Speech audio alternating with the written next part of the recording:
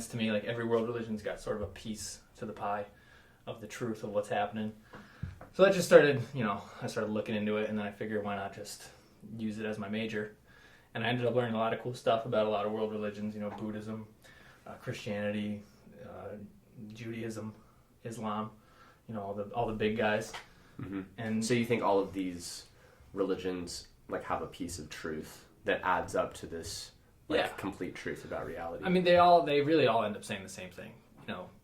Love everybody around you, treat everyone as you want to be treated, be nice, and we're all created in the image of our Creator, like a higher being. Yeah, and we all have the ability to create ourselves, and it really just, like I said, boils down to just love one another and love yourself and love God. So you think it's like all of these different groups of people like across the world coming to like these similar epiphanies? Yeah, that's exactly what it is. And even the three big ones, Judaism, Islam, and Christianity, the Abrahamic religions. Yeah, they all worship the same God, but nobody knows this. And they're all fucking killing each other over it. And it's like, you guys literally worship the same exact God.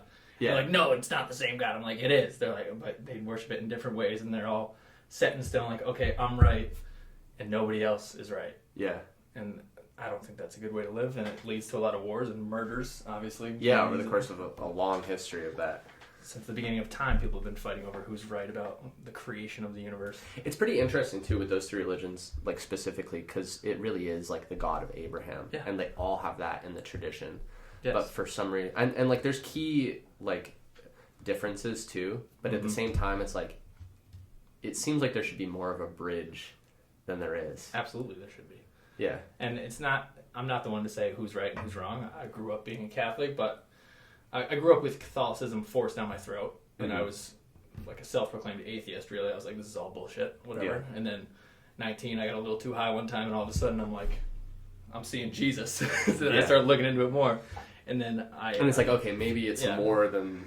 Like, maybe the stuff that was forced down my throat was, like, annoying, but maybe there's, like, actually, like, truth in this. There is. And then I rediscovered it myself, which I think is a better way to go about it instead of... 100%. Yeah, I had a similar experience, too. Like, I grew up like Protestant Christian until around like 3rd or 4th grade, which is when my family moved to California, and then started going through Catholic school. Oh yeah. And then that kind of started, obviously, like the Catholic school education, where you're going to mass like every week, and then you're having the religion classes like pretty much daily. Yeah, the CCDs. But I feel like when you're that young, you're not really like naturally interested, or like the religious experience too is like so like weird and mysterious and like otherworldly that like you're kind of like you can't really understand it, but then you get older and like you have some experiences like you said, and it's like it becomes more interesting as you start to have more experiences that are outside of the realm of like the normal, like what's on TV and, like, look, here's this TV show, like this is normal life, and it's like, no,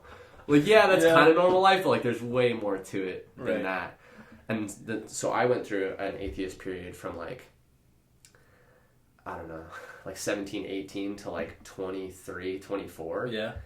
And then I don't really know what the catalyst was to come back to Christianity, but like over the course of those years, I started to get interested in all the world religions too, and like looking through like, I was really interested in like Buddhism, particularly, and like the Hindu stuff, like the Eastern religions. I was like really interested in. That's why I got the I Ching tattoo. I started to get into all that stuff, and I don't know what got me back into Christianity, but like, I guess, like I had given all this time to the Eastern religions, and I was like, well, I haven't really looked like that hard into Christianity. Like, let's do that. And then I started to dive into it, and it's like, okay, this is like, it's a different one.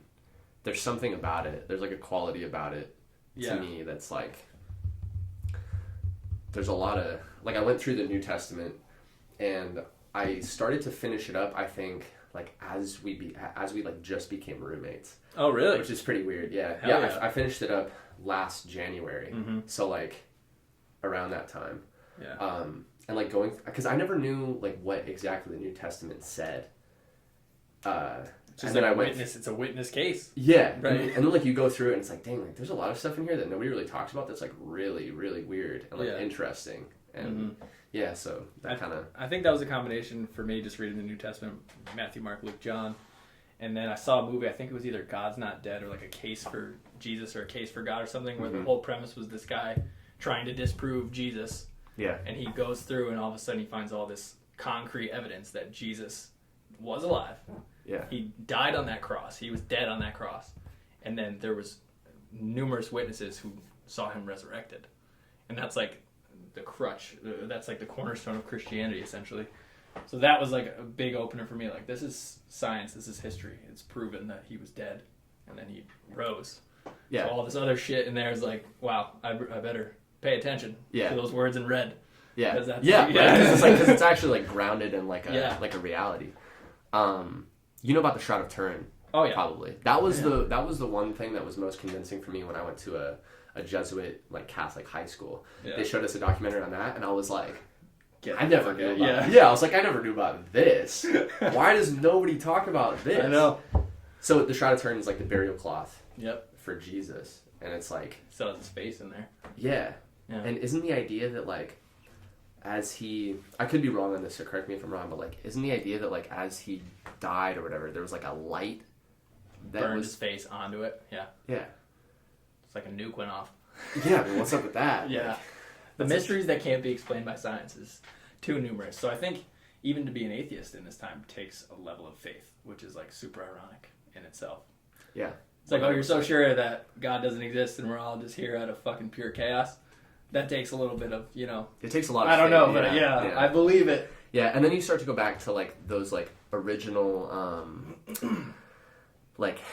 I think it was either Aristotle or Socrates that put forth the unmoved mover argument. Okay. Which is, like, okay, so, like, you believe that the Big Bang was, like, this explosion, right? But it's, like, what's one of those Newtonian laws where it's, like, a force is at rest unless like another force is acting upon it. Yeah. So it's like, how can something just spontaneously explode? Like, what came before that? No fucking idea. Yeah, and then like it's kind of funny. You can like use science to like refute the arguments. Yeah. Because then too, it's like, okay, if all matter is either created or destroyed, or no, what is it? That's wrong. All energy. All energy cannot be destroyed or created. It's only transformed. That's what it is. Yeah. Yes, it cannot be created or destroyed. It's only transformed. So it's like, yeah, I guess the idea is that it was like a pin with like infinite mass of like infinitely small, infinitely. That's basically mass. That's basically God. Come on. Like, you have to have faith in like some being. There's no fucking way anyone can possibly wrap their head around what happened. But I think in our time we're seeing the lines between science and religion kind of blur. Yeah. And especially with quantum physics and all the quantum mechanics, whatever the hell's going on. I'm not an expert, obviously, but you see all these theories and these things. It's like more and more proving that the existence of a creator was, is around and does exist. Like you said, like the mysteries that science can't explain. It's almost like the weight of those are starting to like, really dawn on people, and it's like you can't just explain this stuff away. Something as simple as like, where does our consciousness come from? Like, we have the mechanics of this body and everything, but like, what makes us be able to realize that the entire universe was created and we're made of the same shit and now we're experiencing it? Like, we can't prove that. What the fuck? Like, it's ridiculous. The very foundations of our existence can't be proven by science. Yeah. Just the fact that we have like cultures too, like material and like intellectual cultures. It's weird. The brain's a weird thing, man. We're like a fucking radio. Yeah. And that's where you get into the quantum stuff too, because it's like what we were talking about in the car with like that D-Wave systems thing, where this guy is literally saying like, we're like channeling this like artificial intelligence from like this quantum realm. Yeah. Fucking crazy. And also the thing with like atoms, when they observe quarks or whatever, that they don't exist unless we're consciousness of them or we're looking at them.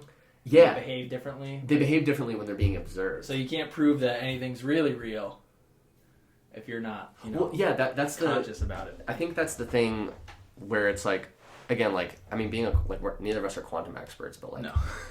I think it's the same idea as if a tree falls in a forest and there's nobody around to see it, like, did it actually happen? Like, is any of this here without us experiencing it? Does it exist? Is it moving? What's happening? Yeah. It's fucking trippy to think about, man. Yeah, it's super weird.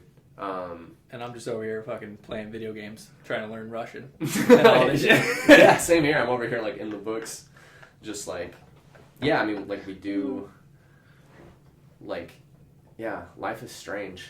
The odds of just being a human being on Earth are, like, astronomical, right? Yeah. And I'm over here worried about paying my fucking taxes. Yeah. Like, what? There's gotta be more to this. Yeah. There's gotta be more than... There 100% is. And like you said, like, it's for sure, we're going through, like, a second, like, enlightenment period. I agree. Probably. Especially, like, with the internet. I don't think we give, like, we talk a lot in, like, our culture about, like, all of the things that are, like, affecting us nowadays, but, like, nobody talked about, like, well, hey, there's this thing that interconnects us all across the world, and we're able to communicate, like, at the drop of a dime, like, super quickly unreal. And easily, and, like, it's affected us a lot in the last, like, 15, 20 years. Like, basically, like, our entire lives, like, growing up with it. I think that's what the internet and everything was meant for, to connect people, and now it's turned into tools for good and tools for great evils and distractions. Mm-hmm. Yeah, it's like that double-edged sword. Yeah. You were saying. It's terrifying. And we were talking earlier about, like, you know, all this, the consequences of mass information and everything, and the powers that be, and what are they going to try to do to stop it if they do try, and maybe they're going to try to fucking shut off the power grid and put us all into the dark ages. I've seen conspiracy theories about that. Yeah. What do you think about that? Well, I think it's definitely a possibility. I don't knock anything. I think if I was some fucking complete psychopath in power trying to control the world, that's the first thing I would do, is shut off everybody's power and enact martial law. But if you look at someone like Alex Jones, who's sort of been right about everything, he says they're doing deals with... Crazy guy. Crazy personality, but at the same time, you have to give him his due. Yeah. Like, you know. He predicted all this pandemic shit. And... Yeah. I mean, the whole, like, New World Order idea, like, people would laugh at it, like, 10 years ago. And now it's like, well... Like, people are starting to identify these, like, groups, too. And it's like, you know, these big, like, international... Conglomerates, yeah. Like, World Economic Forum. People have been talking a lot about, like, Vanguard. Have you heard about Vanguard or Blackrock? I've heard of Bilderberger Group. Yeah. Yeah, so I think I've heard of Blackrock, but I don't know what it's about. So they're this, like... They're an American multinational investment management corporation. And sounds like some Illuminati shit. They have $10 trillion in assets as of January this year. What? Yeah, isn't that nuts? $10 trillion. Yeah. They How operate... much a trillion is? No. No, I don't. I have no fucking idea. No, really though. Because, like, that's such a huge number. Like I feel like once you get into those larger numbers, like, I have no clue. Incomprehensible. Like, I forget where it was. It was like, if you saved since the time of Jesus, like, $10,000 a day, you still wouldn't have as much money as Jeff Bezos or something. That's wild. Like, the difference between... Because that's so much money. Even the difference between $1 million and $1 billion is incomprehensible. Yeah. And then we talk about $1 trillion. Yeah, and we throw them around like, oh, million, billion. It's probably the same. It's like, no, because there's such a thing as 800 million. And $1 million's a lot. And then there's 800 million. Then there's 800 billion. And that's not even $1 trillion. Yeah. And you're talking $10 trillion. That's pretty much everything. Like, how... That's pretty much everything. Like, what number do you have to get to where it's just like, they just own everything? How much money's in the world? Yeah, exactly. They just own every country at that point. $10 trillion.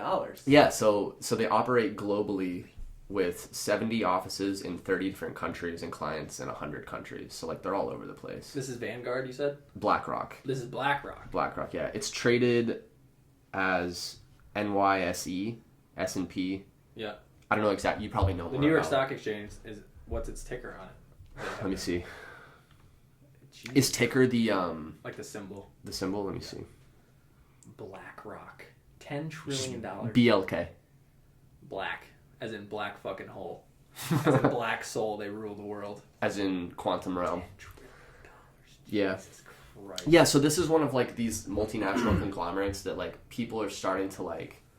I don't know. Okay, so, like, my experience with this whole, like, conspiracy theory world, I don't like to call them that anymore, though, because at the same, like, they're coming true. So it's like, is it just like, it's like evidence based, like, there's crazy conspiracies. Oh, of course. But then there's stuff that it's like are people just looking into it a It's little like, bit? wait, did the Wuhan virus lab create the virus that released in Wuhan, China? Yeah, exactly. Like, we thought about that as a conspiracy. We thought about that the first fucking day, and everyone's like, nah, no fucking way. It's somebody to You're a mask. conspiracy theorist. Like, what? Like, what are you talking about? Like, how is it more likely that somebody ate a bat? And now I have to wear a mask to the fucking Starbucks. Yeah. That's Every more day. That's more likely. Like this random. Again, it's like it's kind of weird. It's that same like. Well, it's just all chaotic and random. Yeah. And there's no way that like anybody has any sort of like plan or like. Yeah, better plan this. Not that like everything is a plan, because you can get into like shady thinking where you're like paranoid and think like everything is connected, which is for sure shady. But at the same time, it's like You can't ignore some $10 trillion in assets. Yeah. You think like a conglomerate like that couldn't just like pull some strings. And the biggest wealth transfer in history of man, like when the pandemic first started, didn't like billionaires make fucking disgusting amounts of money?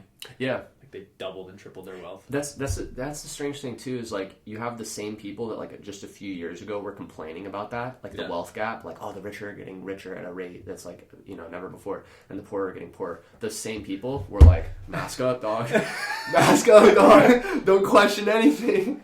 Like, I'm just gonna listen to everything Stephen Colbert says all late night. Dude, I remember us talking last year, like, what are these fucking cloth masks doing?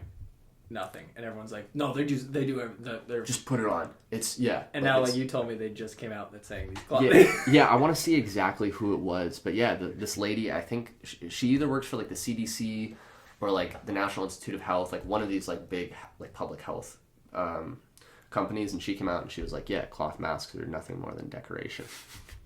Again, like what we were saying, like, because it's common sense. Yeah, it's common sense. It's so like, crazy how politicized this shit has become. Mm-hmm. Even if like I'm for vaccines. Yeah, of course. We're vaccinated. I'm vaccinated, but we're vaccinated. We've been vaccinated our whole life. We had to get vaccinated to go to public school. Yeah, they're freaking out about this vaccine. Yeah. And then if I don't feel like giving this vaccine, like if I feel it's rushed, or if I feel like I don't want to get the booster right away, you know, I'm vaxxed from COVID, but I'm not in a rush to get the booster. Are people going to call me an anti-fucking vaxxer and like oust me from society?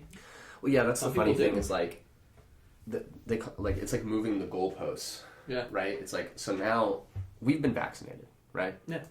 Two vaxes. 2 shots. Now, if they come down the pipe and say, hey, here's another one, and we say, I think I'm good. Yeah. I think I'm good. I've been vaccinated twice against it. And also, like, I'm young, I'm healthy, like, I think I'm fine.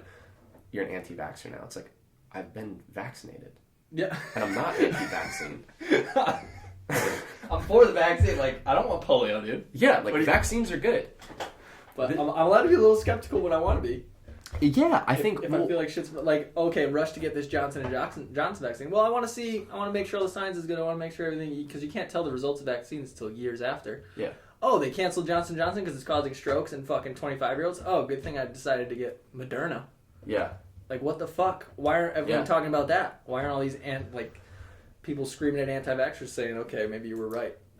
Well, yeah, and that's where you get into, like, that type of thinking where it's like, okay, like, is this some sort of like economic initiative? Like, what's going on here? Because like, it's not adding up. Yeah. Like, and the whole like follow the science narrative, it's like they're doing the exact opposite. They change their fucking official statement every week. Yeah, like it's just like a narrative. It's like we're just gonna prop up the narrative, and whatever we have to say to prop up the narrative, like we'll say it. At the beginning, Fauci said, "Don't wear a mask."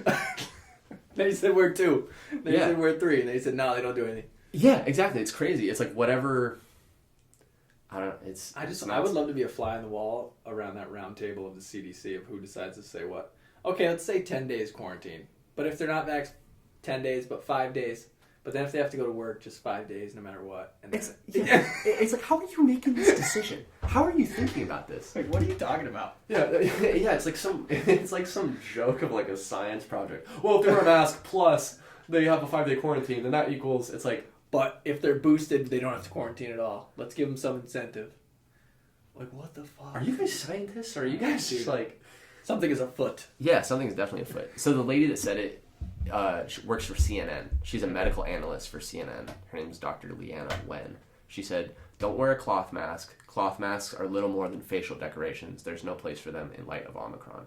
I'm not a fucking doctor, and I'm not any sort of medical person, but even I know that an airborne flu-like whatever is not going to be stopped by a fucking cloth mask. You need a surgeon's mask. Yeah. And then stop these air particles. Yeah, even that. You need to, like, don the mask correctly. Yeah. Like, you can't... This whole thing. Yeah, we just, like, take them off and, like, put them on the desk or, like, put that, like... I have the cloth mask. My nose I can't, Yeah. My nose is showing. Do you remember at the very beginning of it, they were like, don't touch your face. You've touched your face way more with the mask on. And there's something touching your face. It's just so, like... It's so ridiculous. But... Yeah. Okay, so the second, like, enlightenment idea... Because, like... Yeah. Like we were talking about earlier too, like they want us to like go to these experts. They want us to like empty our brains out and be like, I don't know, like we have to say like I'm not a doctor, but it's like, yeah, but we know we're not dumb either. Yeah. Like we know, and especially with the internet, like we know a lot more than we would have known like without the internet. Without the internet, I get it. It's like, okay, if you haven't like studied this for years, like you probably don't know anything. You have to blindly obey. Yeah, but like I could pull up Google Scholar and like, look up like research papers. Any amount of studies you want. Yeah, really like public info. Yeah, like we have the tools to do that. So like Metaverse. Metaverse. This is all leading. Segue. It is indoor life. It is. Yeah, because without human interaction in real life. There's a theory about that too, or just like a way of thinking about that, where it's like, what's the first thing that they did? They were like, lockdown, stay at home, buy from Amazon, go on Instagram or TikTok. You know what I mean? Like, and they're trying to transfer, test how's school going to go online, how's virtual learning and all this shit. It's a good segue. Yeah. It's a very good segue. It's smart if it is some sort of plan. Yeah. I mean... It does seem like that. It's kind of fucking cool, so like... Maybe, there's a lot of cool things about it. Yeah. Maybe one day I'll just be living on my bed with an Oculus on and I'll be showing off my fucking picture of a monkey on my Metaverse mansion. Be like, yeah, I bought this Bored Ape, dude. I'm fucking... Hell yeah, son. It's a fucking Mona Lisa, dude. Yeah. No, the Metaverse really is crazy, though, because, like, we're creating an alternate universe. Yeah. And, like you were saying, like, what it sounded like with... Okay, so just to, like, get it out there, you're minting NFTs right now. Yes, I've started my own NFT project. Yeah, so talk a little bit about that. Well, it's called Digital Dracos, and it's, like... It's sort of... backpacks off of the idea of, reptilians, like, ruling the world, those conspiracies, the shape-shifting reptilians. Yeah. So I wanted to create, like, sort of a play on that. So I'm making these cool reptilians. The art is really cool. The designer did a really good job. Yeah, no, they look great. Yeah. Yeah. So these reptilians, and I want it so, like, anyone who holds one can earn their own cryptocurrency. I'm going to call it drachma, the ancient Greek currency. And then it'll have its own like sort of micro economy within it. So you'll be able to use your drachma to, maybe buy merch with your NFT on it, or do, buy different NFTs with that and recycle it. I want it to like evolve to different utilities, but I also want to like buy land in the metaverse with it and have like a club Draco for all the holders to come and hang out. It's all about community. And like the Bored Apes, like, or Snoop Dogg's club, like we were talking about earlier. Right. If you own an NFT, you get to go into Snoop Dogg's club and party with have access to all these celebrities and cool people. But that's kind of where we're moving. I don't know if my project's going to, be successful or whatever, but I'm definitely going to be a part of the metaverse, whether or not mine is. Well, it has the tools to be successful for sure. Yeah. Like the lore that you're creating around it, and the designs look amazing. The eye-catching. Yeah, dude, it's all really cool. So you're essentially when you're talking about community, like you're carving out like a piece in the metaverse. Right. Like you're creating your own like world within the metaverse. Right. Around these Dracos. Yeah. And it's like it has its own like culture. Yeah, I think eventually I would want to create avatars. So like if you own that Draco, you can actually put on that skin in the metaverse and look like you're Draco. And you're a reptilian at that point. Yeah, you're a reptilian, and I want to make a feature where your reptilian can actually shapeshift into a different, entity or whatever. It's just kind of like a joke, a play on the conspiracy theory of the reptilians ruling the world. Yeah, but it's creating culture like in the metaverse too. Yeah, like you're taking advantage of like this new alternate like reality that we're creating, and you're like, okay, well let's take this like way that we think about things here and make it like a reality here, so that there's literally going to be reptilians like walking around in the metaverse. Yeah, and then it's real. Like yeah, dude, and it's crazy because every business is literally doubling right now. Real estate's doubling. Adidas, Nike, all these clothing brands, they're making clothes to be wearable in the metaverse. And they're just getting a digital feature. I saw this other thing where there's like this sneaker. I think StockX is doing this thing where you can buy an NFT of a sneaker. They put the sneaker in real life into a vault where you can say, okay, one day I want to burn my NFT, and then they'll mail you the sneaker. So they're holding the sneaker in the vault. Or you can sell the NFT, and it's basically creating this market of sneakerheads without actually having to move the sneaker, and the sneaker is staying in the vault. Okay, so the sneaker NFT represents a real pair of shoes. Exactly. So real life utility is like a big thing with NFTs. Like Gary Vee, you know Gary Vee? Yeah. He's a big promoter of NFTs. He's at any one of his tickets to his seminars, he's making an NFT now, and he's a big advocate saying everything in the future, like plane tickets even, are going to be NFTs on the blockchain. So NFTs are becoming this, like, is it right to say that it's like a new currency? Yeah, essentially. Is it like because it's called so NFT is non-fungible token. Right. It can't be repeated or copied in any way. Right. That's the only one of it. Right. It's like the Mona Lisa. You can't go into the Louvre and be like, oh, I took a picture of the Mona Lisa, that's mine now. So is it like, okay, I'm trying to like come up with a comparison for currency. It's not like it's not like dollar bills, because like you could just print more dollar bills. Right. But it's more like if we traded like with art. Mm-hmm. Yes. Like it's like if I had the Mona Lisa and you had like some Van Gogh, and then we wanted to like pay somebody for some service, and it's like, well, I have this Mona Lisa. Or it's like even simpler, Pokemon cards. I have a Charizard, you have a Blastoise. You want to trade? Yeah. We could do that. Or so you we could trade that, and then somebody, maybe I could give it to them, and they'll give me like. It provides use cases for like, yeah, you could. Or you know what I mean? Like it's like it's like a new economy. It literally is, and it provides use cases for the actual cryptocurrencies. So you can use your Ethereum to buy these NFTs, sell them for Ethereum, sell them for other NFTs, or just hold on to it and have that utility of the value you get for holding it. But it's this whole fucking new universe that nobody knows what the fuck's going on. I mean, I'm creating a project, and I feel like I still don't know what's going on. Yeah. But I want it to evolve as we go. I feel like you can. There's a saying, it's called like paralysis by overanalysis. Yep. And I think that's like, with this, you kind of just have to dive in.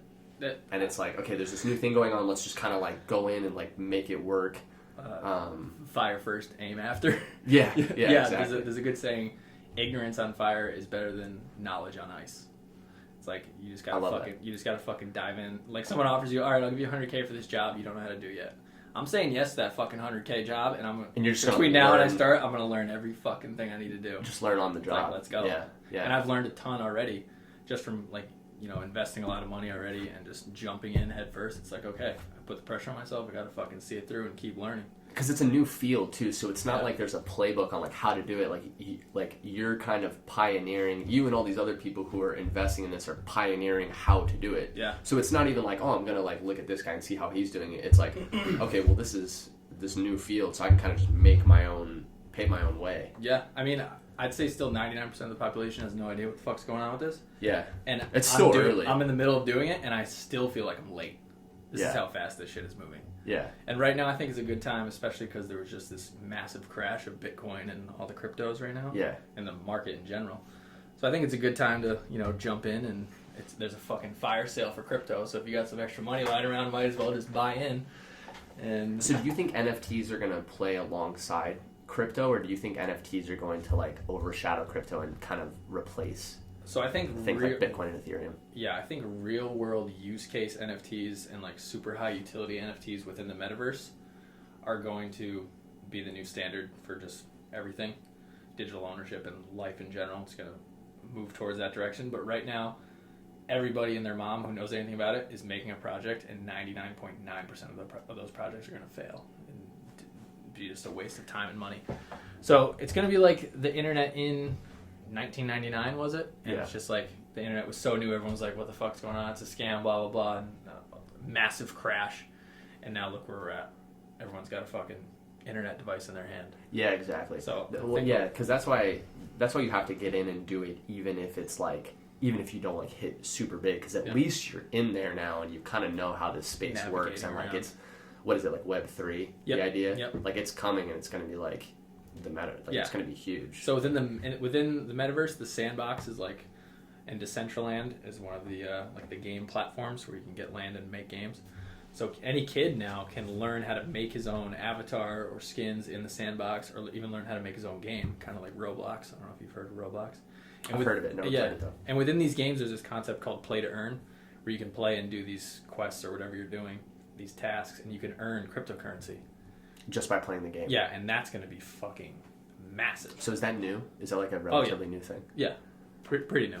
So I think, how do you do that if you wanted to like get into play to earn? Well, if you go to sandbox.com, I think they're still in like alpha right now, but you can learn how to play the games and earn through there, or you can learn how to create the games and promote and sell your games and make a boatload of money in there. And you can actually make NFT avatars, which is where eventually I want to take Dracos there, make our own avatars and align them with the NFTs of the owners, where you can use them and play with those characters in the metaverse, and maybe even have our own game or something. Fight your Dracos, who knows?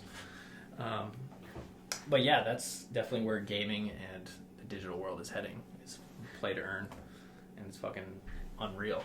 So it seems like what's going on right now is like nobody knows exactly what the metaverse is going to be like, but like everyone's at the ground floor, like construct. I mean, some people are probably like, you know, like the Jake Pauls and like the Logan Pauls, like the Gary V's, who are probably like, you know, doing like construction of the upper floors. But like most of you guys are like on the ground floor, like literally constructing Web3. Yeah. And I think, have you ever seen Ready Player One, the movie? No, but I know the concept. Oh, dude, I need to watch it. You have to. Yeah. It's literally where we're going. Okay, I should watch it soon. It's gonna be fucking sick. I actually have the DVD. I don't know if you have a device that can play DVDs. Do those even exist anymore? No, I don't. Yeah, what even is a DVD? I actually have my Xbox sitting in Desiree's room, so if you want to borrow it and watch it, I can lend it to you. I'd be down. Yeah, because it's fucking sick movie. Oh, I'm sure you could get it easily online. I could do Amazon Prime too. Yeah. But great movie. It's unreal concept. Like, it's these people standing on a fucking omnidirectional treadmill right here, strapped in, and they can run any direction. They have Oculus on, and like they can feel shit, and it's weird. I saw a video of someone jumping in water, and they have a haptic suit in real life right now, where you can feel wet. It's wild. Like, what the fuck, dude? Yeah, it's like where we're going is very interesting, and we're headed there fast. Yeah, I'm thinking Club Draco should make its own strip club. Virtual strip club where you can go to the strip club. I think that's a great idea. I'd love to see with an Oculus. I'd love to see virtual reptilians strip. No, the reptilians we watched in the other. You could probably get. Oh, I see. Oh, this is a crazy concept. You could probably get OnlyFans girls or even porn stars to NFT their own likeness within these strip clubs. That's gonna happen. Oh, that's gonna happen within these strip clubs, and then all of a sudden you get to pay a certain amount of cryptocurrency, and you get to have an hour with your favorite, you know. Yeah. For some reason, like porn and OnlyFans are like always on the cutting edge of new sex is going to sell since the beginning of time. It was the oldest profession. Yeah. Yeah, 100%. So yeah, I mean, these virtual experiences are going to get pretty fucking real. Literally, it's like, so you have like the first version of the internet, which is like, okay, like web browsers and like all of these like applications and stuff. And now it's like, okay, we're ready to create an alternate reality and universe. And the limits are literally zero. Yeah. And like you can do whatever you like, you know, like you were saying, like it's like a creative, imaginative process at this point where it's like, oh yeah, we could probably do this. And I don't think it's a coincidence that Elon is making his little brain chip at the cutting edge of all this shit. No, heck no. Yeah, heck no. All of this stuff, I think that we like not take for granted necessarily, but like we don't see like, how is it that like Facebook is like turning into Meta and like they want to do the Metaverse, and then you have like the Neuralink chip with Elon Musk, and then you have like Amazon, who's like, you don't have to go anywhere. You don't have to go to any store. Like, there's no brick and mortar stores. You don't have to leave. Well, yeah, we'll just deliver everything to your house, and then with COVID, it's like, well, you know, it's really dangerous outside. Kids don't have to go to school anymore. Yeah, like let's just do everything from here. This is like a dystopian concept. It's like, dude, it's so weird because like it really is. Like we're about to like we're either in it or we're about to step into it. But at the same time, like it could be so cool if we just kind of like turn away from the dystopian shit like just a little bit, because if we integrate like real life with the metaverse, like you were saying, like make concert tickets, NFTs, there's so like, and a bunch of different stuff like that, like make physical, like, integrate NFTs with the real world. There's so many cool things that you can do with that. You can augment your real reality to like make it best of both worlds. Yeah, exactly. And you just kind of like integrate it. Now we're like in this new thing where you can still go outside without a mask and like, you know, and it's just like, I think that's where I actually have a short essay that I want to do a video on, where it's it's like we need to gamify. You've talked about this too. You talked about like gamifying your studies. Yeah. For me personally, gamifying anything is the only way to get shit done. Right. Okay, and so we're still gonna need to do shit in the real world because like we have meat bags as like we have to like stay alive and like like stay healthy and stuff. So like we can really use this stuff as a way to like gamify the real world, and like you can make the real world like a video game because like this is I don't think you could get better than this like the OS that we are running. I agree. You know what I mean? Like, but we can definitely enhance it with our own. I just had a little bit of a brain blast, honestly. This play to earn concept. What if you do it within your real life? Like, okay, I'm going to give you this amount of points if you go for a run. I'm going to give you this amount of points if you do this long working out, if you get your heart rate to this level. If you decide to eat this salad or this whatever, and you have, I don't know, a pair of glasses or contacts that registers all this shit automatically. Mm-hmm. And it gives you little quests in real life. Okay, read a book within a week.